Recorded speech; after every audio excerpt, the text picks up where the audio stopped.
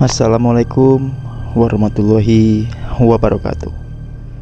Kembali lagi bersama channel Dunia Horor, channel yang menceritakan kisah-kisah mistis atau kisah-kisah horor. Sebelum menonton atau mendengarkan cerita ini atau video ini, alangkah baiknya klik tombol subscribe, like, komen, dan share, dan nyalakan loncengnya agar tidak ketinggalan cerita-cerita horor selanjutnya. Tak perlu lama-lama, kita langsung ke ceritanya. Cerita ini yang berjudul Kematian Preman Kampung. Kisah tragis kematian preman kampung. Kisah ini terjadi sekitar tahun 1980, di mana preman-preman merajalela dengan ditandai seluruh badannya dipenuhi tato yang bermacam-macam gambar. Pada waktu itu, di kampung yang ada di wilayah Depok ada kejadian yang sangat menggemparkan, di mana seorang preman dibunuh rame-rame oleh kakak dan adik keluarga yang menjadi korban pemerkosaan preman kampung tersebut. Awal cerita, di kampung itu ada sebuah keluarga yang harmonis. Namun ada seorang preman yang jatuh cinta pada istri dari keluarga harmonis itu.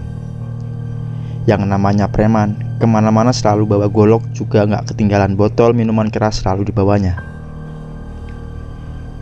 Suatu hari, preman itu datang ke rumah keluarga yang harmonis itu. Dia menyatakan jatuh cinta pada istri keluarga itu. Sebut saja istri keluarga harmonis itu namanya Mintarsih. Tentu saja Mintarsih menolak mentah-mentah, karena di samping ia sudah bersuami, juga memang tidak suka sama orang yang suka mabuk. Akhirnya si preman itu pulang dengan rasa kecewa. 2 hari kemudian, si preman itu datang lagi dengan menghunus golok, sambil teriak-teriak memanggil-manggil Mintarsih. Namun saat itu yang keluar suaminya. Maka si preman itu marah-marah sambil bentak-bentak suaminya, nanyain, "Mintarsih, mana bini lo? Suruh dia keluar," bentak preman itu. Si suami menjawab dengan rasa penuh ketakutan, "Ada di dapur lagi nyuci piring." Tanpa permisi lagi, si preman langsung masuk ke dapur. Dan memang Mintarsih ada di dapur lagi nyuci. Dipegangnya tangan Mintarsih serta lehernya ditempelin golok. Mintarsih dipaksa untuk melayani nafsu bejatnya preman itu. Karena takut, Mintarsih terpaksa melayani nafsu preman itu di dapur. Sesudah puas, preman itu keluar sambil sesumbar, "Awas lo, kalau kalian macam-macam, gue habisin semua keluarga lo." Karena satu kali telah berhasil, maka 2 hari kemudian si preman itu datang lagi menemui Mintarsih yang kebetulan sedang duduk di ruangan tamu. Dengan ancaman golok di leher, terpaksa Mintarsih pun melayani kembali nafsu bejat preman pemabuk itu. Kejadian itu terus berlanjut. Bahkan kejadian itu pernah dilakukan di depan mata suaminya sendiri.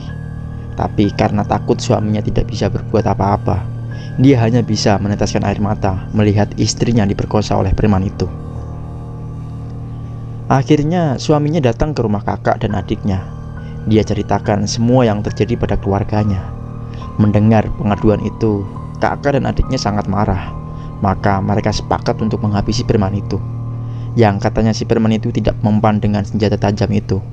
Dan disusunlah rencana sedemikian rupa. Beberapa hari kemudian, preman itu datang lagi. Dia teriak-teriak di luar, manggil-manggil Mintarsih dengan kata-kata yang tidak senonoh.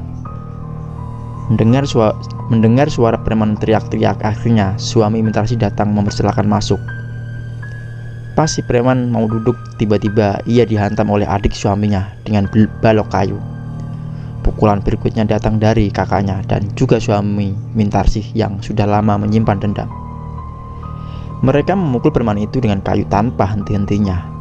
Orang-orang kampung di situ juga timbul keberaniannya dan ikut memukul juga. Akhirnya Tamatlah riwayat preman kampung di si pemabuk yang katanya punya ilmu kebal itu, dengan darah bercucuran di sekujur tubuh dan kepalanya yang remuk. Cerita pun selesai.